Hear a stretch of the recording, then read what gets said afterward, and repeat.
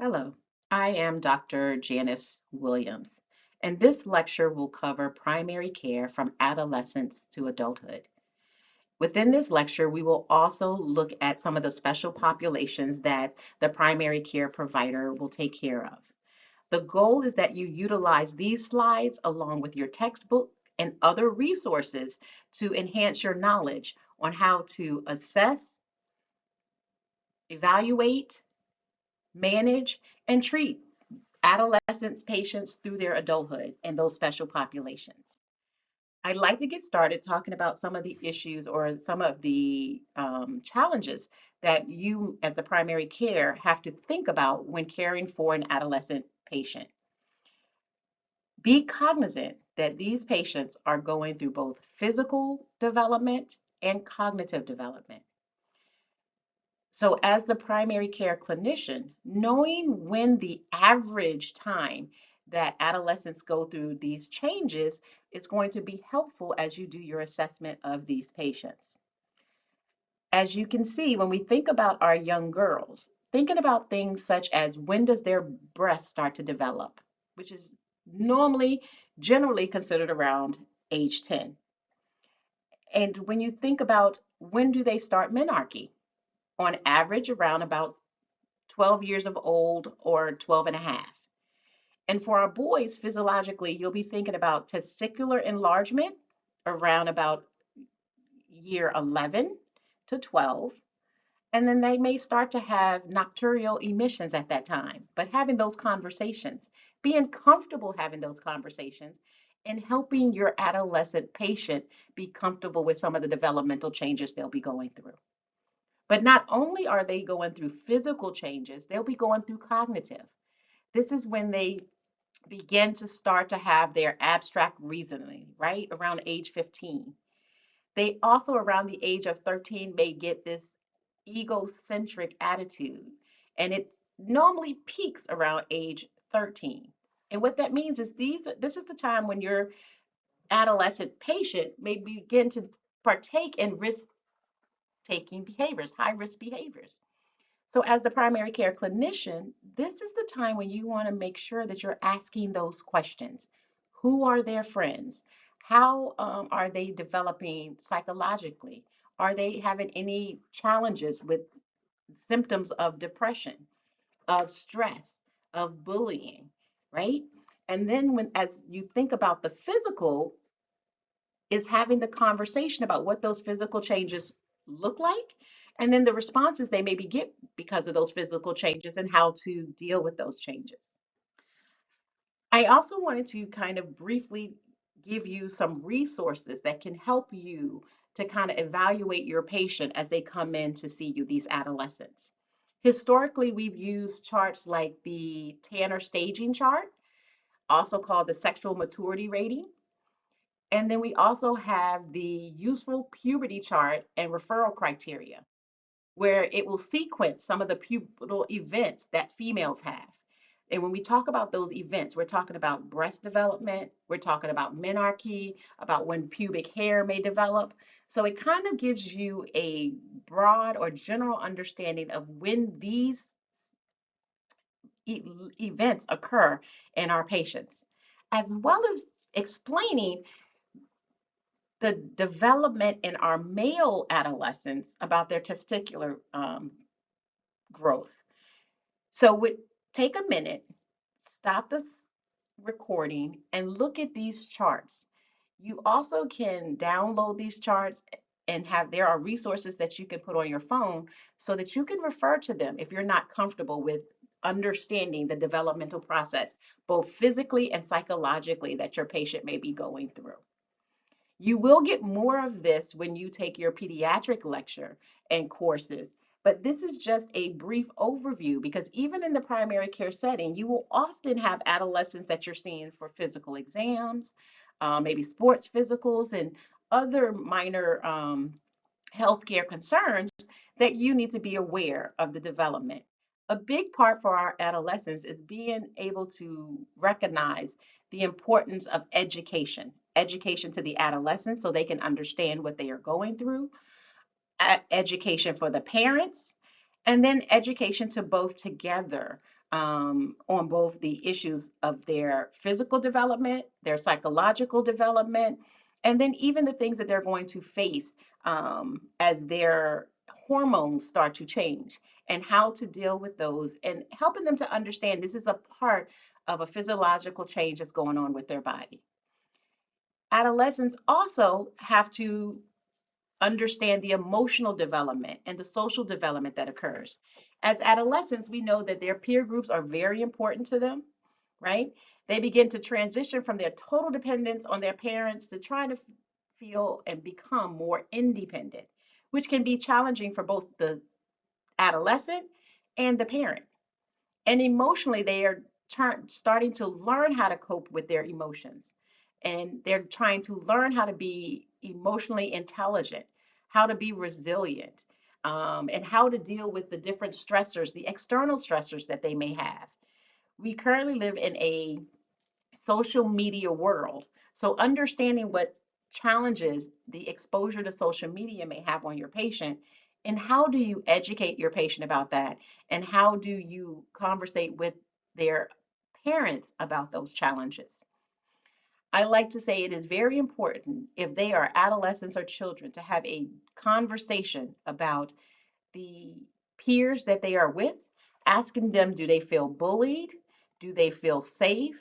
Teaching them also about um, strangers in the sense of stranger on is still a stranger, even if you've met them on a social media platform, and the dangers of social media, right? Because oftentimes with the adolescent, they believe because they may have been playing a game on social media with someone that they know them, and having a understanding that what they see on a social media platform may not be the actual truth.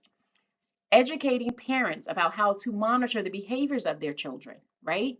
Monitor if they do have access to cell phones, to social media, to laptops, how to be safe with those utilizing those type of electronics, right? It's not that they can't have them, but how to utilize them safely and effectively. So let's talk a little bit more about the adolescent health visit. These are the individuals who may come to you for a comprehensive health exam, a physical exam.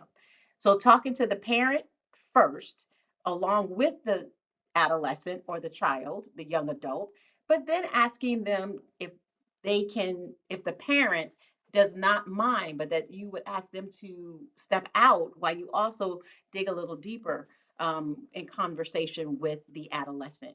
This allows for some confidentiality, it allows for some trust, and it allows them to open up and discuss things that they may not discuss if their parent was in the room. Things in an acronym that you can utilize to when you're doing your evaluation with your adolescent is something called HEDIS. H stands from home visit. So you're talking, the home environment. You're talking about what is the home environment? Who lives with them, right? Do they feel safe at home? What do they have their own room? Do they share a room? Are there multiple people in the home? Who are those individuals in a home? Asking those questions help you to understand a lot about the patient. It also helps you because don't forget, adolescents are going through a lot of different changes. And it helps you to think about if is a need to have discussions about strategies to help them maneuver maneuver these changes safely. You also, the E stands for education and employment. What grade are they in? How are their grades? Specifically asking that. Do they like school? If so, why or why not? You also want to ask about their relationships in school, relationships with their teachers, relationships with their peers. Are they employed? If so, where? What does that look like? Do they drive to work? Do they catch a ride to work? What type of work is it? Another E in HEDIS is eating. You want to ask them how are their eating habits. This is a time when the young women may have a challenge with the way their body is. So you want to have a conversation about their eating habits. You're ruling in or ruling out things like bulimia, right? Anorexia. So you want to be having that conversation. How many meals a day are they eating?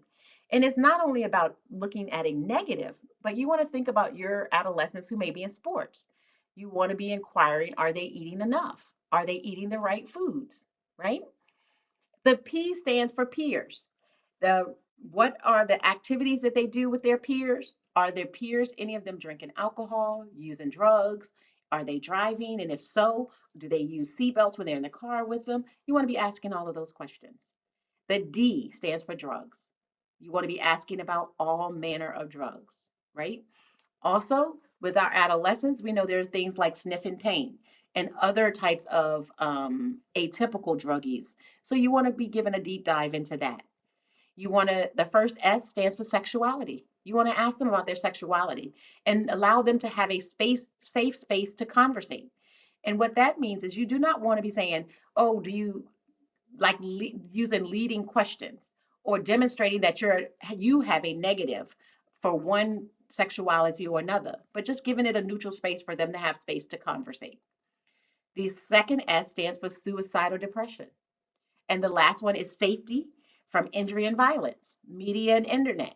So if you use this heat disc, that will help you when it comes to assessing your adolescent patient. Now let's transition to the LGBTQIAAPS, two S's, right? Population. And those letters continue to evolve. I like to use this slide because I think it gives a great explanation of what each one of those letters stand for. So I want you to think of L is for lesbian, G is for gay, B is for bisexual, T is transgender, Q, queer, second Q is for questioning, I is for intersex, A is for asexual. The second A is for ally. P is for pansexual. And the two S's is two-spirited. So take a minute and read the categories. What becomes important here is that you allow an individual, once they express to you what their sexuality is that you understand what and how you need to care for them. Provide them a safe space that they can have a conversation with you. But you need to be speaking from a place of understanding and of knowledge. What we do know about our LGBTQIA2S plus population is these individuals need to have a place where they can come to get good quality care. The research has shown us that oftentimes this population does not get health care because they don't feel like they have a safe space. This is also a population that suffers from a high rate of sexual abuse, trauma, physical abuse. So as we have a population we're trying to express how we are open and we understand and we're providing a safe space for them, we have to recognize that that is not across our societal or it's not the norm across many parts of our nation. So we need to be that safe space for them. We don't judge, we provide a care. And if have a patient that comes to see you and for any reason, you are unable to get past your biases, or you're just not educated or fluid enough in knowing the needs of these patients, then you should refer them to a place where they can get the care that they need. I highly recommend, no matter what type of practice that you're in, is that you learn what resources are available for these patients and how they can access those resources. Okay? I'm not going to go into the specifics of each one of those categories, but you should take the time to recognize what are their needs. Some of the overarching needs is one, is a good assessment on their psychological, physical health. Do they have a safe space? Are they being abused? Do they have the resources that they need? Are they drinking alcohol or abusing alcohol? Are their partners abusing them? When was the last time they had a STI, a sexually transmitted infection evaluation or testing, which would include HIV? It's not that everyone who is within this population has a sexually transmitted infection or HIV, but they are at high risk. So therefore, you need to be making sure you do the appropriate screening. And the same thing with our women, right? We have women who consider themselves to be lesbian. They are at high rate for having mental and behavioral problems. So you need to be having conversations with them about their mental health, doing their screenings, and asking the same questions about sexual abuse, substance abuse, depression. Also remembering to do your assessment for cancers, both breast and cervical, right? We also have our transgenders, our bisexual, and our intersex patients. But understanding the difference between each one of these classifications, but knowing what the needs are for them is important. A running thread throughout, no matter what category that someone may identify with, is that they are at a high risk for depression, substance abuse, violence, even homelessness, things of that nature. So asking the questions to see how can you, if at all, assist these patients. Okay? I have put into this lecture some questions that I want you to ponder as you think about the populations that you serve as a primary care. The first question is, in order to provide competent care to any of your patients in the LGBTQIA2S plus population, it is important that the patients feel comfortable discussing their sexual practices. What are some ways that you as a clinician can build that trust with your patient? The next question I would like to pose, with this community, they share many of the same health disparities. So what are some of the most important screenings that you should be completing as a primary care? Take time to think about that. When you hear and you've heard briefly about some of the things that this population experiences, think about screening them for definitely the sexually transmitted infections, which include HIV, screening them for depression, screening them for substance abuse, screening them for their if they are homeless or not. Do they have a place to live? All of those screenings are very important. Screening them for, have they gone through any type of surgery for any type, if so, if they are on hormones, what would your diagnostic screening look like for that, right? You still need to be asking them about their family history. Although they may identify as one um, sex, you need to be clear that there may be the need for screenings in other areas. And for some of our transgender, right, you may need to have a conversation about what an exam will look like and be patient with them. If someone identifies as a female and has not had surgical correction, asking them to do a physical exam may be something that they may shun away from because they now have to um, expose themselves as a male when they identify as a female. So having that conversation, giving them a safe space. Now let's transition a little bit to our pregnant women. We will not spend a lot of time on this because you're going to get this in later courses, but I do want you to be familiar as a primary care if they come in. Normally, your pregnant women will come in around week 8 to 10 if they for an assessment. That's usually around the time when they identify that they have become pregnant, right? And then every 4 weeks up until they are 28 weeks, they'll see their OB and OBGYN. And then every 2 to 3 weeks until they get to 36 weeks. And then they'll go to their weekly visits. Now, this does reflect a normal pregnancy. If they're high risk, there may be some changes in that, right? Now, when you see if you have a patient that comes in and they have notified you that they took a home pregnancy test, as the primary care, you are not going to be the one doing those every 4 weeks to 2 to 3 week visits. That will be their OB and GYN. What will be your responsibility as a primary care is one, to confirm the pregnancy.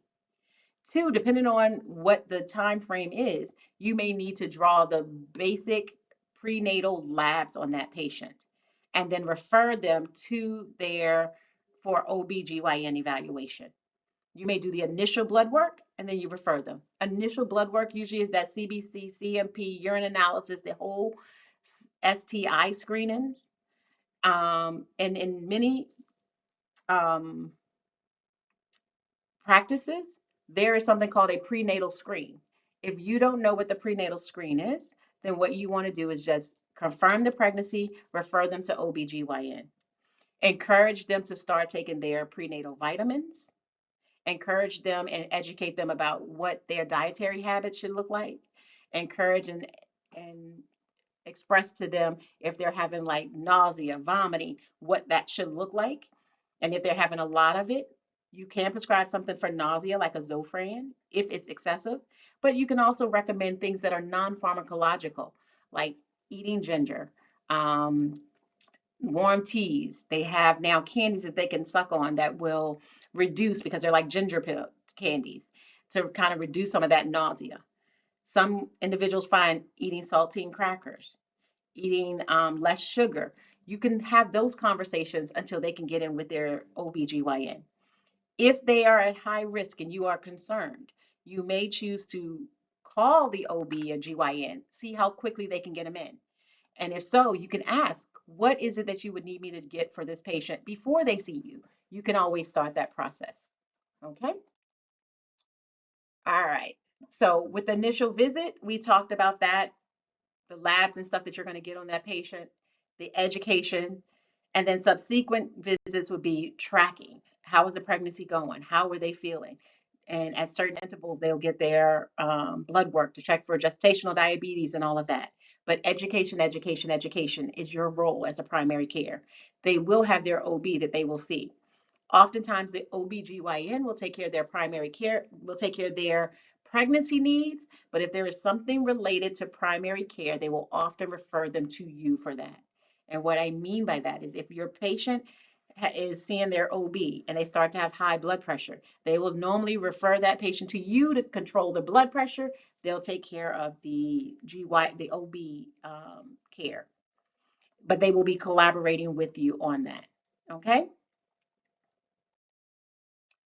So let's just pose a question here. In the United States, in one of only two countries of the world where pregnancy related deaths are currently increasing, what are some reasons for this? Would problems like centering pregnancy help improve these outcomes? Why do you think programs like this are helpful? I want you to think about these questions and kind of come up with answers. If you are unable to think about any answers or solutions to these questions, please stop the lecture, go back, read some content, right? Because here in the United States, we do have pregnancy related deaths. We do know that there is a higher incident of death in pregnancy with our minority population, specifically the African American female. Why is that the case? What is contributing factors to that? And how can we as a primary care, if at all, reduce that by any way?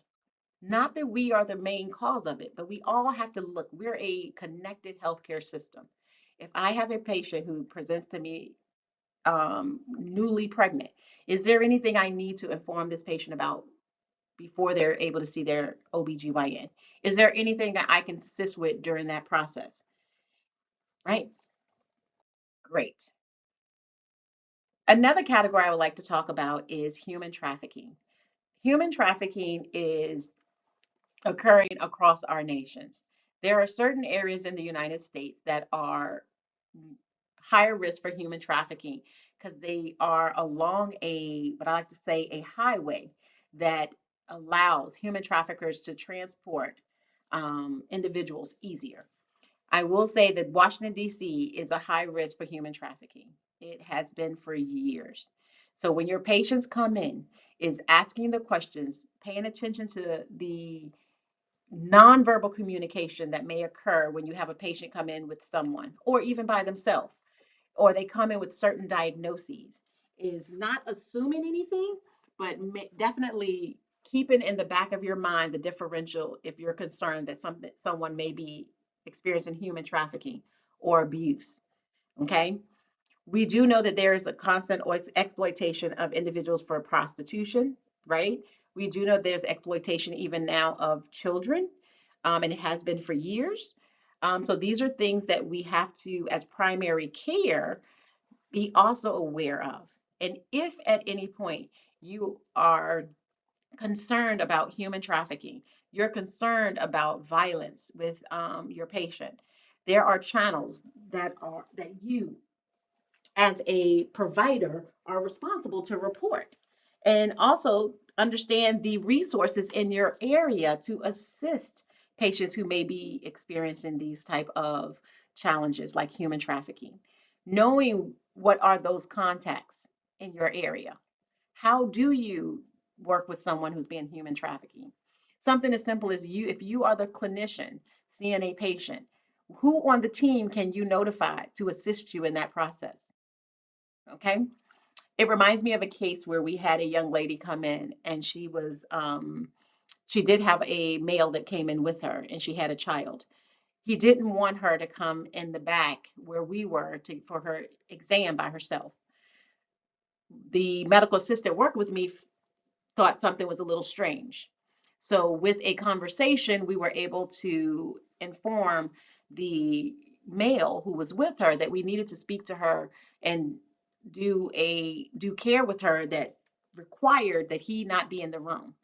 It took some strategic language, but he allowed us to. And we were able to separate the two and get an understanding of what was going on. And then we had to notify the appropriate authorities. It was not easy, but it took a team of us. It wasn't one person can do this. It was a team. And then doing it in a safe manner was very important. So when we think about human trafficking and you're like, okay, well, how would I know? I want you to think about some of the red flags that may happen.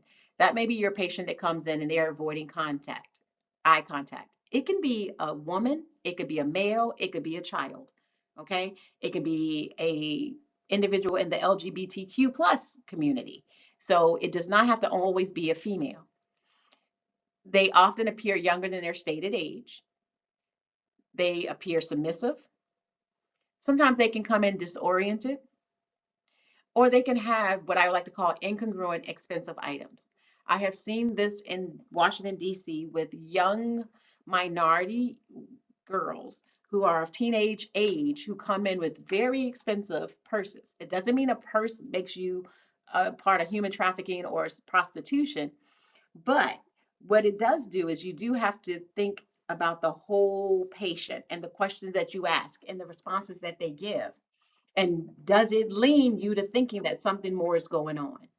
And one of the things later to come out was there were young women who what they were doing was prostituting so that they could get these expensive items. That's how because they wanted to impress their peers, but the way they were doing it was through prostitution. Although they were willingly prostituting, it was prostitution. So that was a whole nother conversation. And it took a lot to really get the patients to understand where the challenges and the issues was with that. But it also, none of that happens without having a good rapport with your patient. This is not something that if you don't have rapport, if you don't have relationship, if you do not communicate well, the patients are not going to feel and open up to you. So it expresses the importance of that. You also want to be making sure you're looking for signs of abuse, substance use, or any unusual tattoos that may also be a problem. There are vulnerable populations when it comes down to human trafficking, right? You want to think about individuals who work in areas like massage parlors, right? History of child abuse or neglect, been involved in the justice system, learning disabilities, mental health issues, poverty, runaways, or what we call throwaways, those individuals who have been asked to leave or abandoned, they are at increased risk. Doesn't mean that they are, it is a risk. Okay? So now let's talk a little bit more about the aging population. Let's talk about our geriatric patients. As we know, the geriatric population is growing. People are living longer. With that, their health care is becoming more complex, right? And it's becoming more costly. So we have to consider that when we're thinking about these patients. I want you to think about patients being on, especially our geriatric patients, being on multiple medications. And thus, those medications may be very costly, but it also can change their cognition, right? On top of them already may possibly having some cognitive changes.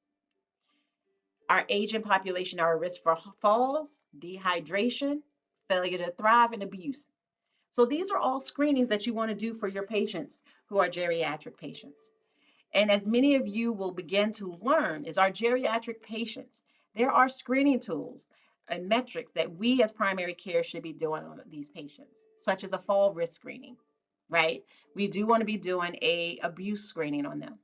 We do want to be checking, looking at their respiratory, if they've had any type of smoking history. So there are certain screenings you want to get the same way you would on your youth. It's just a different focus because they are our elderly. And if they are at risk, then what you do want to make sure that you're doing is having a conversation and thinking about the strategies to help reduce their risk. You also want to ask these patients about their eating habits because usually as they get older, they don't eat as much, they don't drink as much, they may not even be sleeping as much. So you want to be having that conversation and thinking about strategies there as well. Okay, now we're going to transition and talk about palliative care. These are individuals who there's what they do is they consult and they provide recommendations, right, for a specific reason. They help to co-manage disease processes along with their primary care, right? And in some cases, they will take over the overall care, but normally they are in collaboration with others. We use certain resources like spikes, nurse, and ask to tell communication. These are different strategies that help with palliative care. We try to develop common grounds and understand what the patient illness is and what their needs are. We assist the patient and their family to achieve whatever their goals are. And we discuss the prognosis of these patients. We then summarize all of that and we then make some recommendations on what we think the best line of care would be for these patients.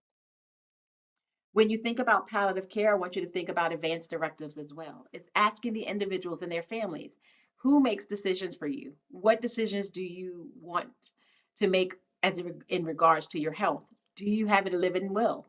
Are you a DNR? Do you want to be intubated or not? These are conversations that allows patients to have control. It also allows the collaboration, and patients can have a say in the care in which they receive um, at every juncture. Patients have that right, right? It also allows for conversations with the physicians on what the patient or the provider, what the patient does or does not want, right? And we support this patient's decision. It is not us being paternalistic, but what we're doing is being collaborative. I want you also to think about palliative care oftentimes is when we have individuals who may have an acute, chronic, or even like oncological cancer end of life um, challenge. So what we're thinking about is how do we manage that patient who have these type of issues? There are organizations that have established guidelines that help us. They also have established a um, information that will help us provide good care to these patients. One of the organizations is the International Association for the Study of Pain. And what it does is it defines what is pain, right? What is associated with that pain? How do you treat pain? What are some of the things that occur because of pain, right? And they categorize it. It gives, as we all know, pain can be so subjective, but what it tries to do is give you some guidelines to assist, okay, and help you understand how to treat your patients who may present with pain. Now, when you're thinking about pain, I want you to think about acute versus chronic, right? Acute pain, short-lived, lasts less than 3 months. Chronic is anything that lasts longer than that. How do you take care of that patient who has it for longer than that? We do know that about 20% of the population experiences chronic pain, okay? There's also oncological pain, right? And how do you manage that? How do you manage end of life pain? There's different standards of care, it's different practices. And then no matter how you're caring for a patient, if it's use of medications to treat these pain or if it's non-pharmacological treatment, oftentimes it takes both. It's not one or the other, it's often both. And helping patients to see what is the actual and setting the right expectations for the pain treatment. Many times, pain is not resolved, it is controlled. And so helping the patients to get a adequate or a um, relevant um, what I want to say to expectation for pain, that I may not be able to remove all of your pain, but we may be able to control it. The goal is trying to get your pain as controllable as possible, and sometimes that can take multimodal process to do so. So let's ask another little question about our adolescents. Okay.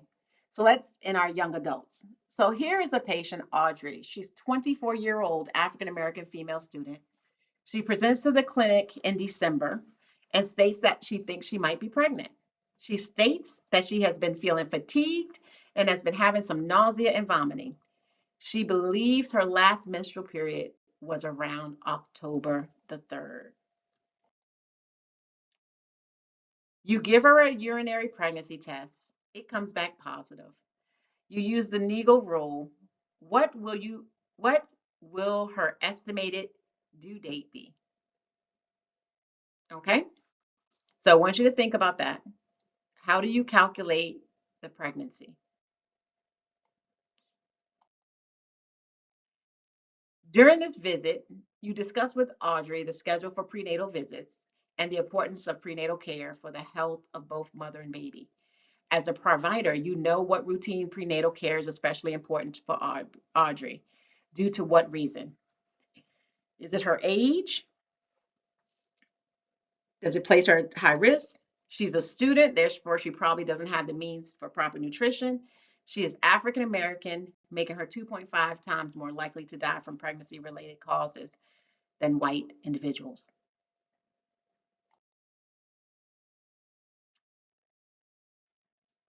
Audrey states that she does not have any chronic medical conditions, but admits that she has not seen a primary care provider for about 6 years. You explained to Audrey that today you will obtain baseline screening blood work to evaluate for any undiagnosed chronic conditions that may need treatment during her pregnancy. What is the reason for this? Is it A, she doesn't have a primary care provider, so you might as well check while she's here? B, even mild elevations of glucose in the first trimester and untreated hypothyroidism can lead to complications. C, you think it is important to check for any diseases that can be passed on to the baby. Now, I purposely did not give you the answers because if you've read the content, if you've listened to the slides and dug deep into some of the information that is presented in your guidelines, books, and other resources, you should be able to answer those questions. So now let's do another case. This is Jenna. She's an 18-year-old female. She presents to the clinic for evaluation and treatment of an injury in her left hand. She has a laceration to her hand that requires sutures. The injury was sustained while cleaning up after she accidentally dropped a glass she was washing.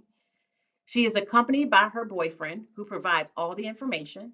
Initially, he seems very attentive and does not leave her side, but becomes agitated when you suggest he step out of the room for a moment. Jenna seems very timid and much younger than her stated age, does not talk much or make eye contact.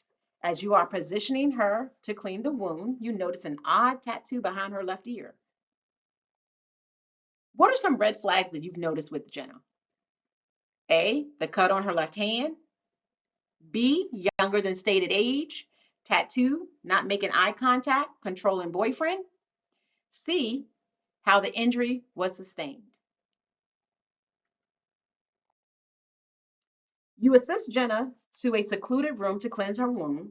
She seems nervous, and you casually ask her where she lives. She is unable to provide an answer. What should you do next? Call the police? Let Jenna know that you are a safe person who can provide help. Ask Jenna how old she is. Tell Jenna that her boyfriend seems to be controlling and she should leave him. Jenna tells you that she's 18 years old. She states that the man with her really is her boyfriend and that he does sometimes hurt her, but she is not interested in pressing charges or leaving him. What do you do next? A, let her know that it is her decision, but urge her to let you call the police. B, discreetly provide resources for her in case she changes her mind or feels that she is in danger.